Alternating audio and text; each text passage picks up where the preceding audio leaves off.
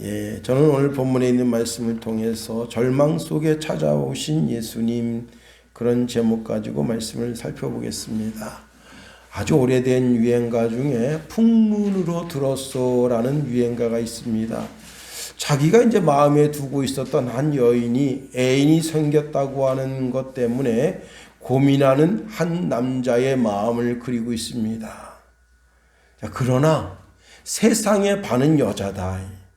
이 여자가 나와 인연이 아니었구나 생각하고 다른 여자를 찾으면 되는 겁니다.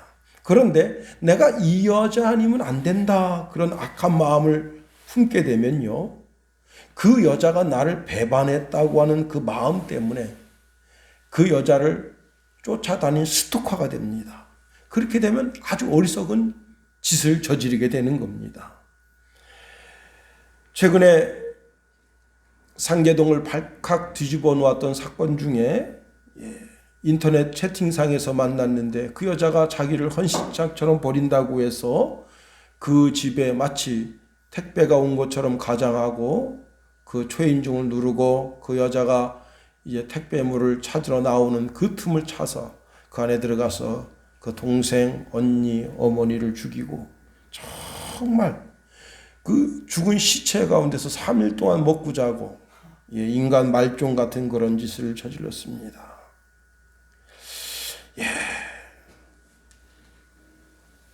때로는요, 풍문으로 들었지만 풍문이 소문이 되고 소문이 정식적으로 뉴스가 되는 그런 일도 있을 수가 있습니다.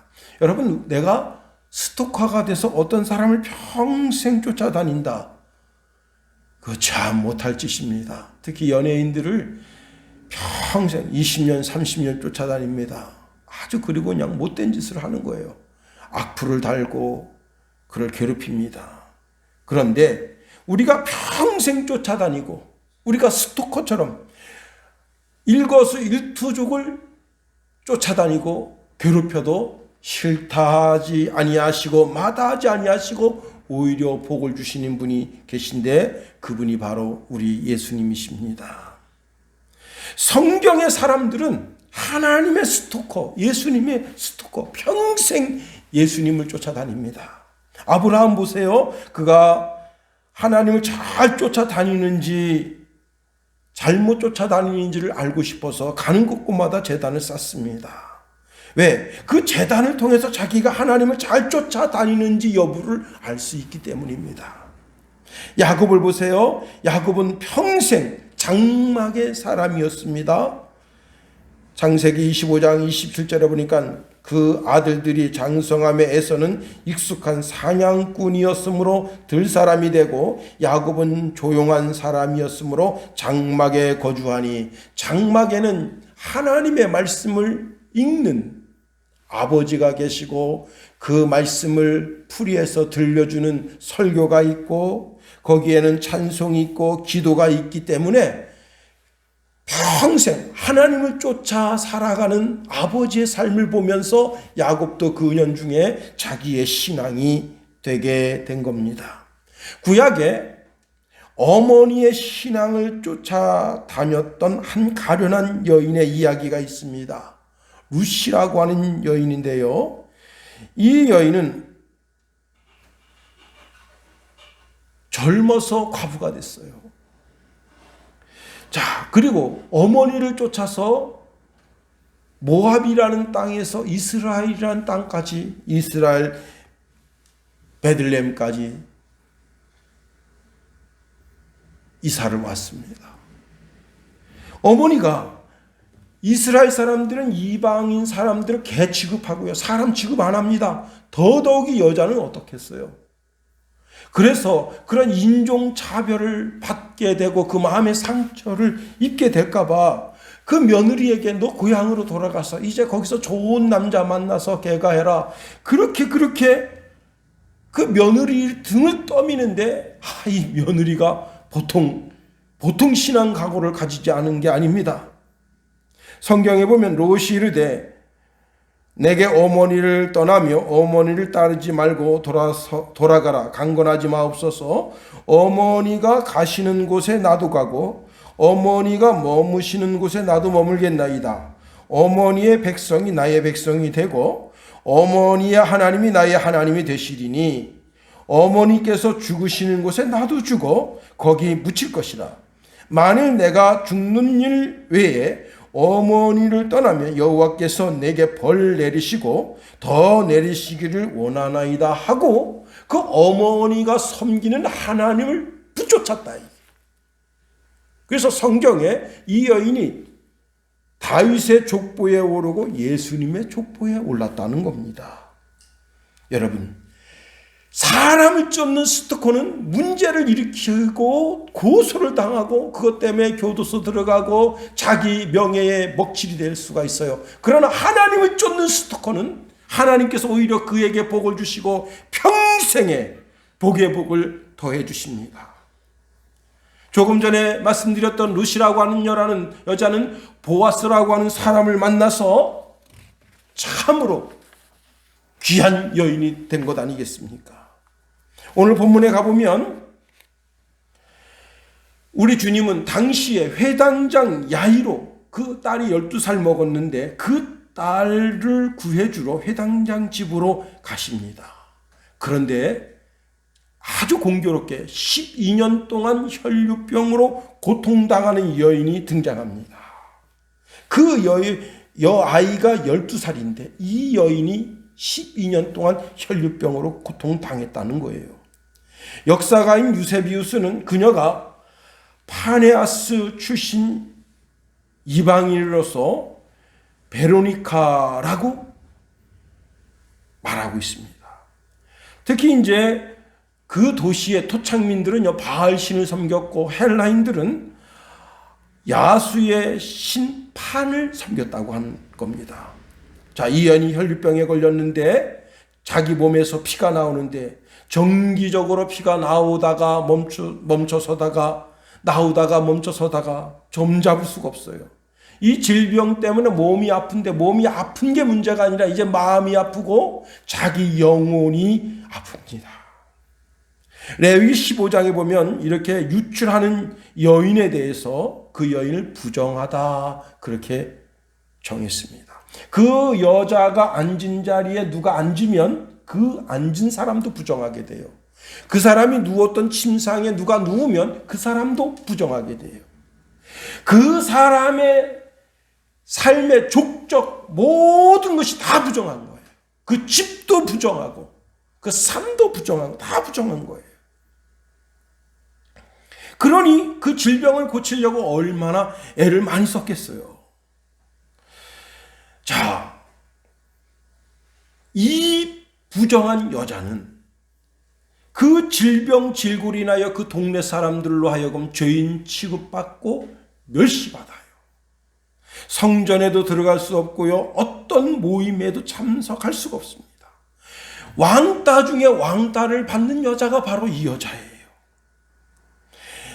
이 여인에 대해서 오늘 성경에는 26절에 이렇게 말하고 있습니다. 많은 의사에게 많은 괴로움을 받았고 가진 것도 다 허비되었으되 아무 효험도 없고 도리어 더 중하던 자에.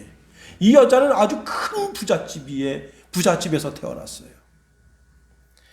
자기의 병을 고치기 위해서 유명하다는 의사를 다 찾아갔습니다. 그런데 이런 유출병은 부정한 질병이기 때문에 자기의 부정을 그 의사한테 알려야 자기가 진찰을 받을 수 있는 거 아니에요.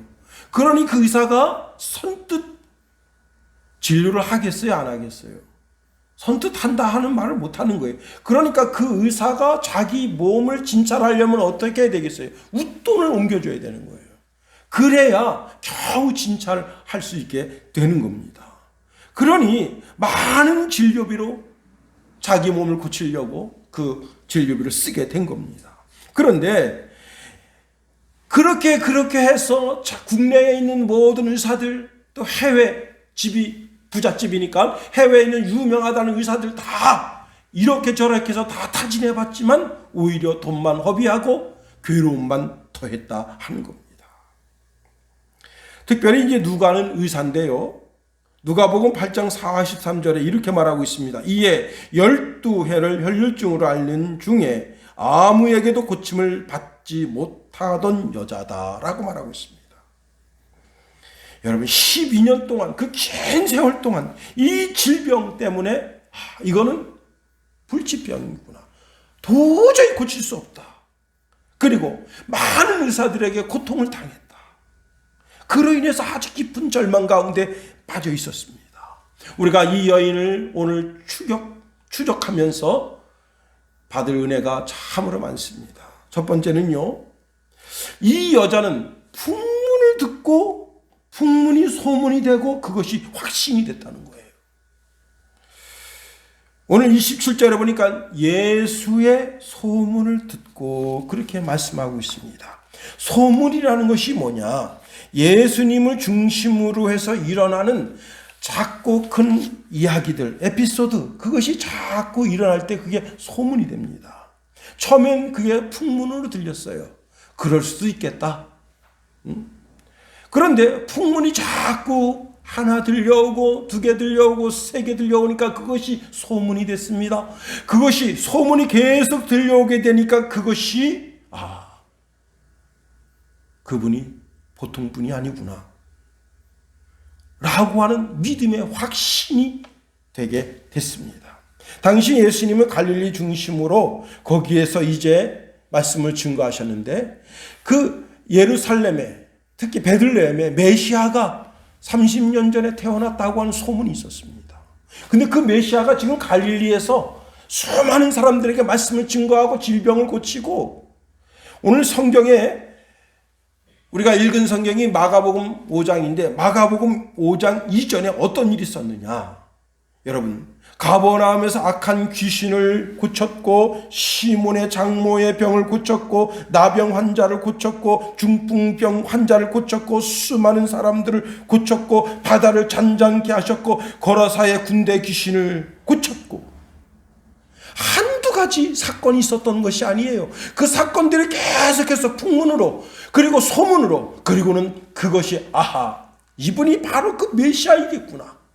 바로 그 하나님의 아들이시구나 라고 하는 믿음의 확신이 이 여자 속에 들어가게 됐다는 겁니다. 믿음이라는 게 뭐예요? 로마서 10장 10절에 보니까 그러므로 믿음은 들음에서 나고 들음은 그리스도의 말씀으로 말미암는다 했습니다. 예수에 관한 이야기, 여러분 예수에 관한 이야기가 성경일 수도 있고 전도지일 수 있고 또 유튜브를 통해서 예수가 누군지 소개받을 수 있습니다. 누군가의 입을 통해서 예수님에 관한 이야기를 들을 수도 있게 되는 겁니다. 그런데 그 이야기를 들음으로 자기 마음속에 믿음이 생기고 이분이 메시아이시구나, 하나님의 아들 자신이시구나, 창조자 자신이시구나, 그 믿음이 그 속에 들어가게 됐다는 겁니다. 여러분, 세상에 떠도는 이야기 중에 99%가 가짜일 수 있어요. 아주 유명하다는 사람, 멋지다고 하는 사람, 그 사람을 딱 추적해 들어가다 보면 우리가 알고 있는 진실과 전혀 다른 허점이 있고 오류가 있고 실수가 있는 것을 발견하게 되는 겁니다. 최근에 제가 이제 박상우라고 하는 MBC 기자를 통해서 중국의 시진핑에 대한 이야기를 듣습니다. 그에 대한 소문이 참 분분한데요. 그가 몰래 수술을 받았다는 거예요. 겉모양은 건재하고 전 중국의 지도자로서 전혀 손색 없어 보이지만 그의 삶에도 그의 몸에도 레임덕이 왔다는 겁니다. 이게 처음엔 소문이었었어요. 시진핑이 수술 받았다더라. 소문이었어요. 그러나 소문이 점점 한 번 들려주고 두 번 들려주고 세 번 들려지니까 소문이 뉴스가 됐습니다. 그리고는 한 지역의 의사들을 불러다가 거기에서 뇌 뚜껑을 열어서 뇌를 만졌다는 거예요. 그리고는 현재 상태가 약간 불편하다. 손발 쓰는 것이 불편하다. 그게 다 보이는 거 아니에요. 세상의 소문은 그와 같다고요. 세상의 진실은 그와 같다고요. 그 시진핑이가 이제 좀 있으면 실각하게 된다. 그런 소문도 나들고 있는 거 아니에요. 여러분, 그런데 좋은 세상 사람들의 소문을 추적해보면 좋은 것 있는 이면에는 악한 것이 있고 아주 정말 더럽고 추잡한 것이 있는 것이 사실입니다.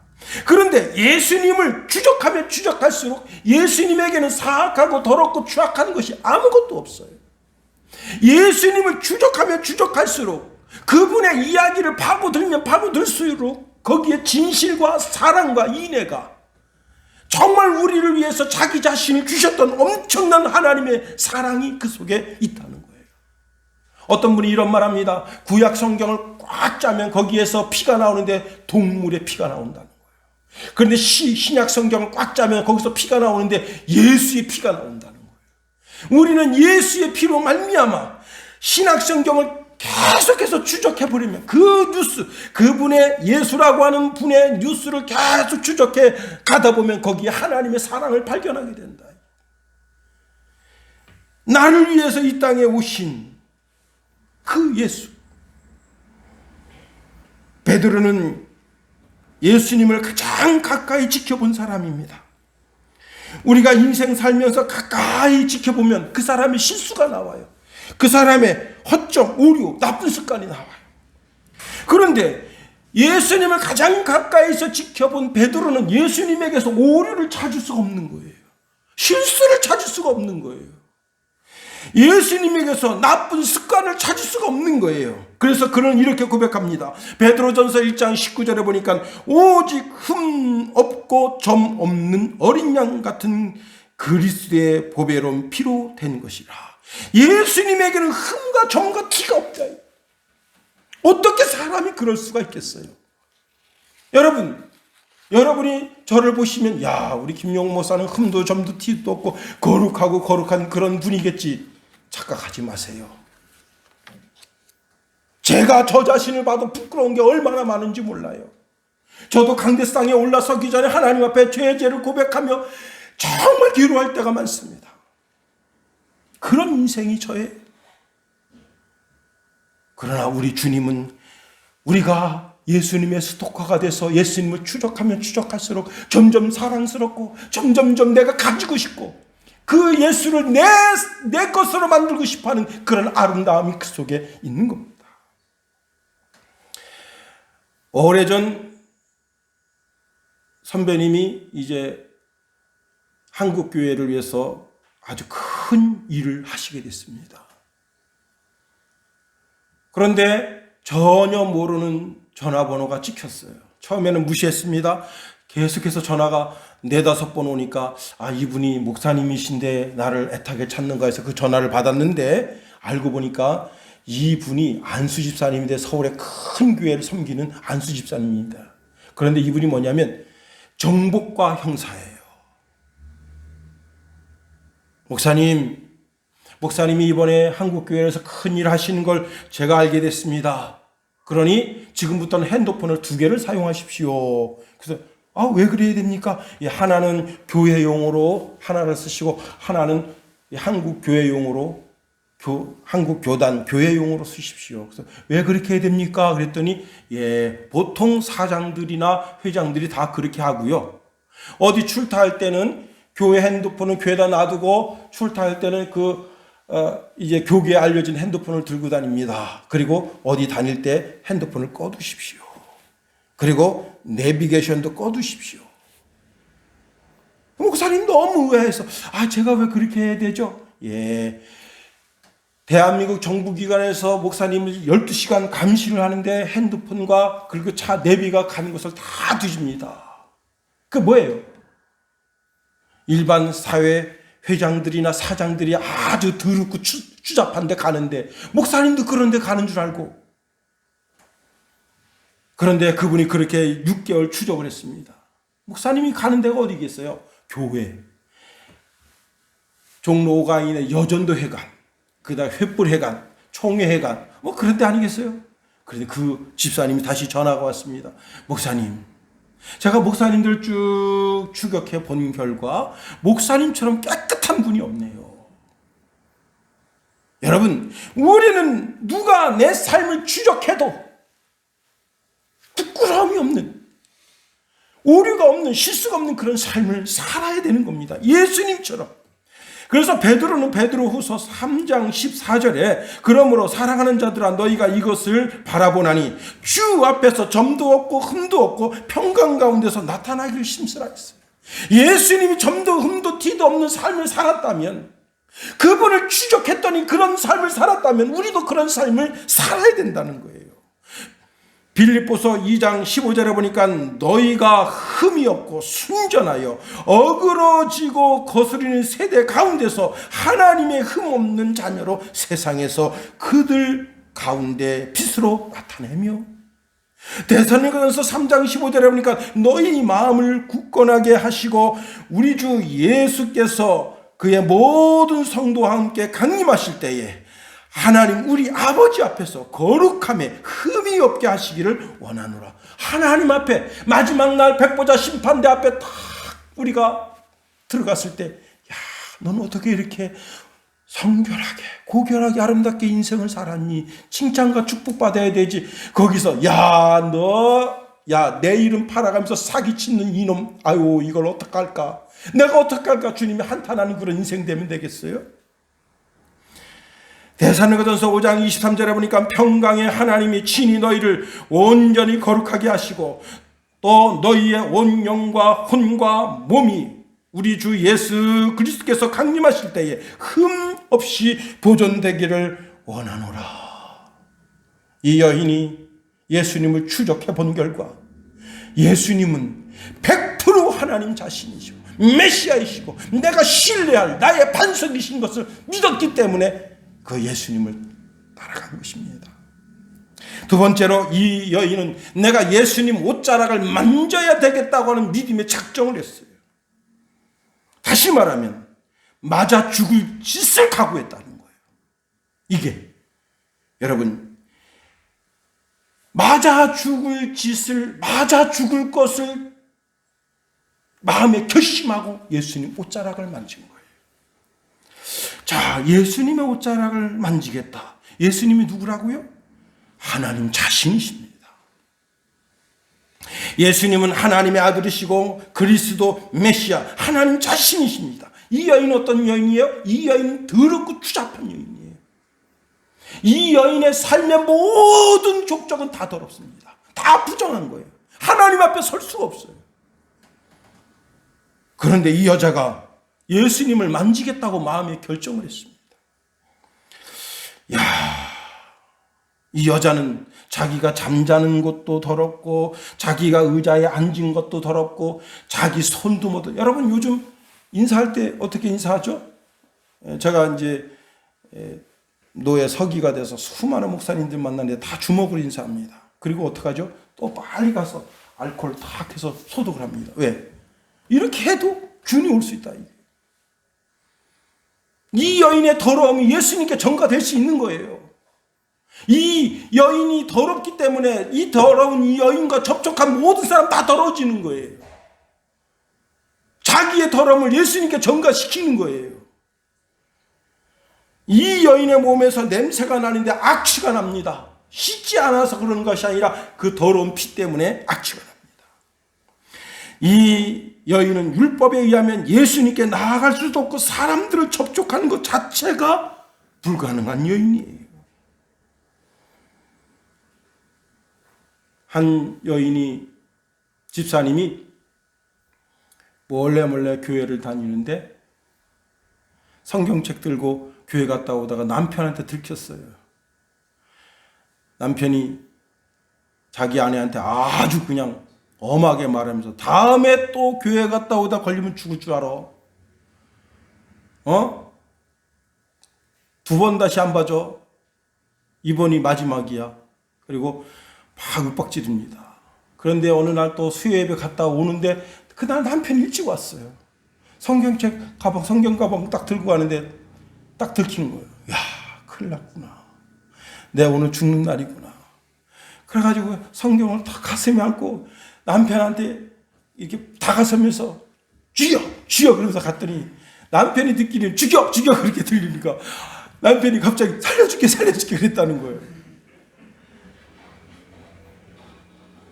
여러분이 예수님의 품을 파고들면 어떤 일이 벌어지느냐.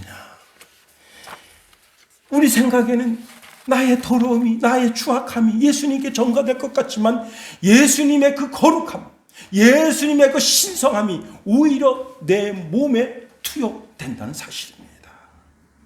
여러분, 이 여인은 가이사라 빌립보에 사는 여인인데 예수님 지금 가버나움에 계셔요. 가이사라 빌립보에서 가버나움까지는 190km입니다. 건 200km를 그 소문 따라 온 거예요. 소문 따라. 여러분, 그 소문이 신앙이 된 여인이에요. 이 거리가 보통 거리가 아닙니다. 여기서 대전 가기 거의 그 정도 거리가 돼요. 그러니까 이게 하루 이틀 온 게 아니에요. 여러분, 사람이 하루 작정하고 걸을 수 있는 거리가 한 40km 됩니다. 그럼 며칠 온 거예요? 좋게 5일 온 거예요. 근데 여자 몸입니다. 병든 몸이에요. 그 이상의 길을 온 거예요. 누가 이 여인 가까이 하겠습니까? 물 한 컵 내주겠어요? 떡 한 조각 내주겠습니까? 다 먹을 거 짐 싸가지고 그리고 예수님을 쫓아가는 거예요. 그런데 그 마음속에 오늘 28절에 보니까 이는 내가 그의 옷에만 손을 대어도 구원을 받으리라 생각함이로라. 예수님 옷자락 만지고 말겠다는 거예요. 여러분, 그래서 여러분 주보 보세요. 그 여인의 그림이에요. 잘 보세요. 주보 잘 보세요. 자, 앞에 가시는 것은 예수님인데 이 여인이 지금 어디를 붙잡고 있어요? 예수님 옷자락. 이 옷자락이 뭐냐? 이 유대인들이 입는 옷은 어떤 옷이냐면 직사각형으로 큰 옷이에요. 직사각형. 그리고 가운데 구멍이 뽕 뚫려서 목을 이렇게 집어넣은 다음에 허리띠로 이렇게 묶는 건데 그 옷 끝에 술이 달려 있어요. 술. 예? 옷술. 알죠? 옷술. 이게 실 같은 게 찰랑찰랑인데 그 옷술을 잡은 거예요. 옷 잡은 게 아니라 옷술을 여인이. 그 옷술만 잡아도 내가 이 병이 낫겠다. 아니 예수님이 나병 환자를 고치는데 예수님이 눈먼 사람을 고쳐주시는데 예수님이 벙어리 입을 열게 하시는데 예수님이 죽은 자를 살리는데 아니 예수님이 하나님 자신인데 이거 못할 리 없다. 그런 믿음을 가졌다는 거예요. 여러분, 여리고 성의 두 맹인이 예수님 지나갔을 때 다윗의 자손 예수여 나를 불쌍히 여기소서 그리고 예수님 쫓아가서 그 두 눈이 뜨는 그런 역사가 있었잖아요.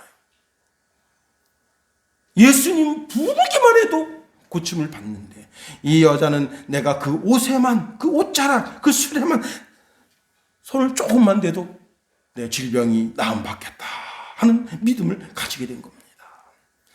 여러분, 예수님 그 옷자락에 손을 대는 그 순간 어떤 일이 벌어졌느냐? 실로 놀라운 일이 생겼는데 예수님의 거룩성, 예수님의 신성, 예수님의 치유가 그 옷자락을 통해서 자기 몸에 들어온 겁니다.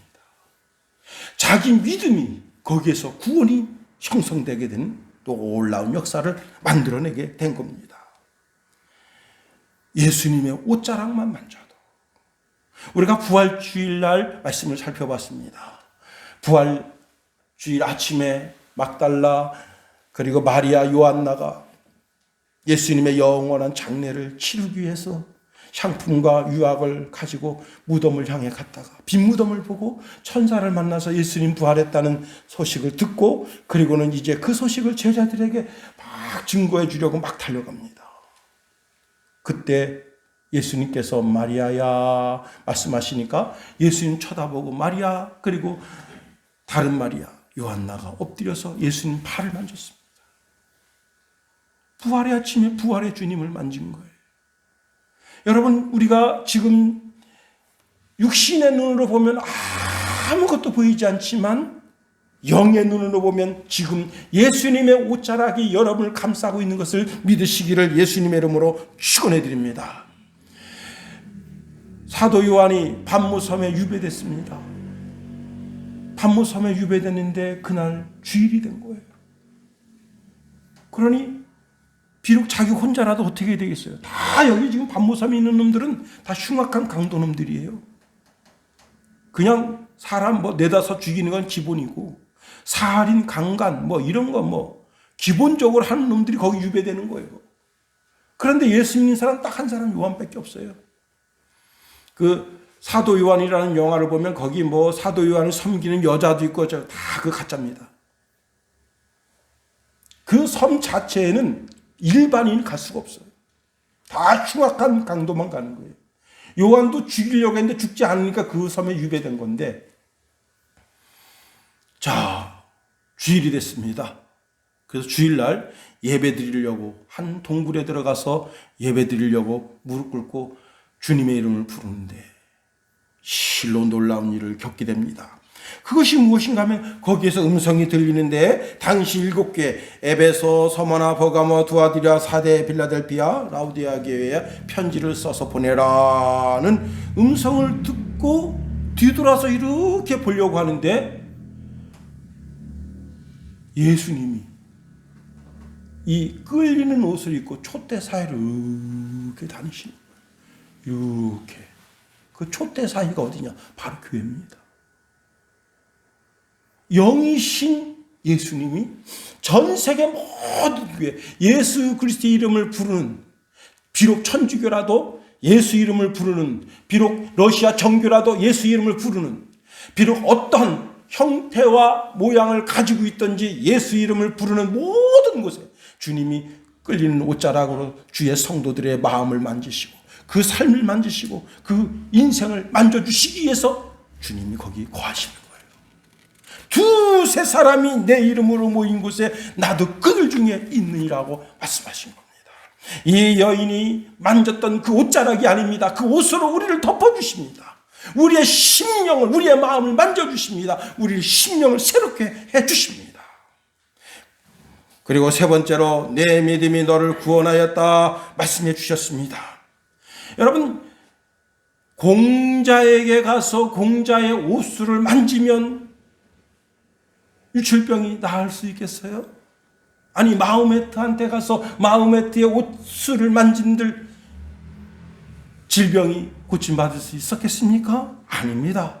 오직 예수님, 오직 예수님만이 우리의 인생의 문제를 해결해 주시는 분이시다. 우리가 참 감사한 것은 예수님이 하나님의 아드님이시고 메시아이시고 그리스도이신 것, 그것이 참 감사하고 그분이 나의 구원자이신 것이 참 감사한 거예요. 우리가 이렇게 예수님의 스토커가 돼서 예수님을 평생 쫓아다니는데 예수님은 싫다, 거절하지 아니하십니다. 오히려 내 안에 지성소를 만드시고 그 안에 거하시며 나와 살기를 원하신다. 오직 예수님께만 소망이 있고 오직 예수님께만 미래가 있고 오직 예수님 옷자락 붙드는 자만이 살 수 있다. 예수님의 옷자락이 덮인 자만이 살 수 있다는 겁니다. 여러분, 믿음의 용장인 구약의 영웅 엘리야, 그가 로뎀나무 아래 숨어 있습니다. 그때 성육신 하시기 전 예수님께서 나타나셔서 그를 어루만져 주십니다. 여러분, 엘리야는 아주 치사한 인간이에요. 왜? 자기가 한 나라의 선지자입니다. 자기는 믿음의 용장이에요. 그러니 나라를 위해서 책임을 져야지. 이스라엘 민족을 향해서 자기 어깨에 짐을 져야지. 짐을 지지 않으려고 그래요. 여러분이 나라와 민족에서 짐을 져야 됩니다. 다른 사람이 나라와 민족에서 짐을 져주겠거니 그렇게 하고 다른 사람한테 미루면 안 되는 거예요. 여러분이 이 대한민국의 짐을 져야 돼요. 나아가서 세계의 짐을 져야 되는 거예요. 세계에 더러운 인간들이 그 자리를 차지하지 않도록 여러분이 열심히 노력해서 이 나라의 미래를 여러분이 짊어져야 되는 거예요. 겉모술수나 쓰고 사기나 치는 그런 자들이 청와대 들어서고 국회 들어서고 검찰, 경찰이 되고 그러면 되겠어요? 아니잖아요. 엘리야가 아주 치사한 짓을 합니다. 로뎀나무 아래에서 하나님, 나 여직 내가 나라를 위해서 큰 짐을 졌잖아. 여기서 죽여주십시오. 이게 얼마나 더럽고 치사한 짓입니까? 마지막 숨 거둘 때까지 내게 주신 그 하나님이 주신 짐을 짊어져야 되는 거예요. 자꾸 거기서 죽겠다고 하니까 예수님께서 성육신 하시기 전 예수님이 나타나셔서 그를 어루만져 주십니다. 그것도 모자라서 이제 숯불에다가 떡을 구워서 떡을 먹이시고 물을 먹이시고 그리고는 새 힘을 얻게 하시고 그리고는 나라와 민족을 위해서 다시 한번 짐을 지게 하십니다. 여러분, 우리가 찬송할 때 우리의 상한 심령이 고침을 받습니다. 기도할 때 우리의 의심이 확신으로 돌아서게 됩니다. 말씀을 들을 때 우리의 상황이 변하여 우리 환경이 변하여 하나님이 역사하시는 삶의 현장이 되게 되는 겁니다.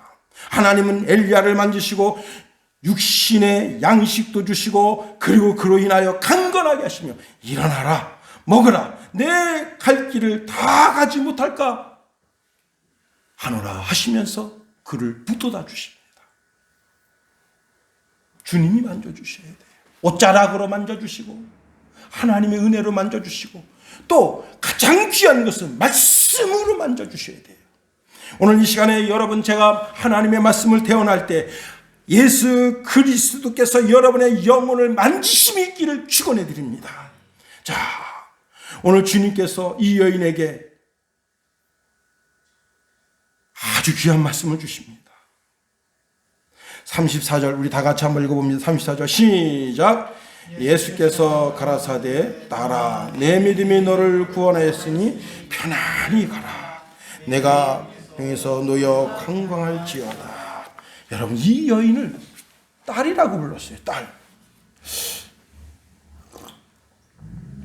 여기 딸이라고 하는 말은 나이와 상관없이 아버지가 자기 자녀를 부르는 호칭입니다. 그러니까 우리 아버님이 지금 86세가 되셨는데 86세가 되셔서 시집가서 지금 내일 모레 한갑되는 큰딸을 보고 딸아 이렇게 할 수 있는 거예요. 그러니까 어린 막 태어나서 이제 뭐 재롱 부리는 그런 딸을 딸이라 하지 않고 근데 예수님 지금 나이가 몇 살이에요? 예수님이 지금 33세. 이 여인은 50대가 더 된 여인이에요. 그런데 그 여인 보고 딸아 이 말이 안 맞잖아요. 세상 시각으로 보면 말이 맞지 않잖아요. 그러나 예수님 뭐라 말씀하셨습니까? 아브라함은 나 날 때를 보고 기뻐했다. 그걸 예수님 보셨다는 거예요. 응? 예수님 하나님 자신이시니까 여러분 이 여인이 하나님의 딸이 된 것을 말씀해 주신 거예요. 너는 하나님의 딸이 됐다. 너는 이제 하나님의 관심이 집중되는 딸이 됐다는 거예요. 여러분 내 딸, 내 아들 새끼한테 내가 관심 두지 옆집 새끼가 뭐 하든 내가 뭐 관심 둡니까? 우리 5층에 한림대 다니는 그 애기 내가 왜 거기다 관심 두겠어요? 내 아들, 딸, 내 교회, 내 성도들한테 관심 두지. 그 축구를 하러 다니든지. 아니 고3이 무슨 축구를 하러 다닙니까? 자전거 타고 뭘 다니든지. 거기다 관심 안 두죠. 왜? 내 딸, 아들이 아니니까. 그러나 크게 보면 하나님의 딸이고 하나님의 아들인데 어쨌거나 내게 맡겨준 영혼은 아니잖아요. 그래서 여러분 내 아들, 내 딸은 내가 늘 관심을 두는 거예요. 내 성도에게 관심을 두는 거예요. 그런 것처럼 하나님이 하나님의 딸에게 관심을 두는 거예요. 여러분 엄마는 자기 아들, 딸을 책임을 지는 겁니다. 부모는 끝까지 책임지는 거예요. 하나님이 나의 보호자가 되시는 거예요. 책임져 주시는 거예요. 그러니까 따라 말씀하신 거예요. 그 다음에 내 믿음이 너를 구원하였다 말씀했습니다. 이 여인은 풍문으로 들었던 것이 소문이 되고 소문이 들었던 것이 뉴스가 되고 뉴스가 됐던 것이 진실이 됐습니다. 예수님이 창조자 자신인 것을 알았어요.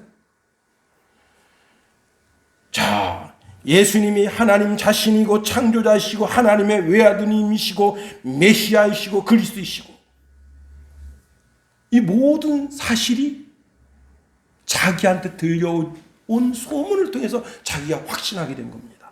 그런데 자기가 확신하기 이전에는 예수님이 하나님의 아들이 아니셨어요? 자기가 확신하기 전에는 예수님이 메시아가 아니셨습니까? 자기가 확신하기 전에는 예수님이 십자가에서 나를 위해서 피 흘려 죽으신 것이 아니셨습니까? 그게 사실이잖아요. 단지 소문을 통해서 내게 그 사실이 들어와서 내 마음에 확신이 될 때, 예수님이 이루신 모든 일에 대하여 내 마음에 확신이 될 때 그 확신이 믿음으로 변한 거예요. 다시 말하면 예수에 관한 모든 것이 이제 내 것이 됐다. 그게 바로 믿음입니다. 오직 믿음만이 이 일을 이루는 거예요. 잘 들으세요. 이제 결론입니다. 이 여인이 이 병을 고치기 위해서 돈을 가지고 온 게 아닙니다. 이 여인이 이 질병을 고치기 위해서 무슨 예물을 가지고 온 게 아니에요.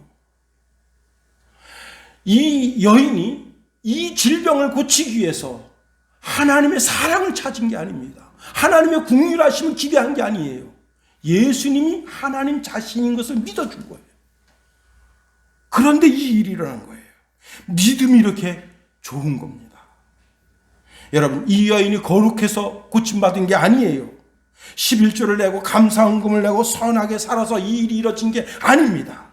이 여인은 예수님이 하나님 자신인 것을 믿어준 거예요. 그 믿음이 여러분 속에 있게 되기를 예수님 이름으로 축원해 드립니다. 이 믿음이 나를 천국으로도 이끄는 거예요. 믿음이 참 좋은 겁니다. 예수님을 잘 믿으세요. 그로 인하여 예수님께로 오는 온갖 좋은 모든 것들을 다 여러분이 성취하게 되는 진정한 믿음의 부자가 다 되시길 예수님 이름으로 축원해 드립니다. 기도하겠습니다. 하나님, 우리를 붙드시며 인도하여 주시옵소서. 주님의 크고 강한 능력의 손으로 붙잡아 주시옵소서. 하나님, 우리가 풍문으로 들었던, 소문으로 들었던 그것이 뉴스가 되고 내 심령 가운데 확신이 되고 믿음이 되었어. 결국은 하나님의 귀한 은혜, 은총, 은택을 다 덧입는 주의 신령한 백성 다 되게 하소서. 예수님 이름으로 기도합니다. 아멘.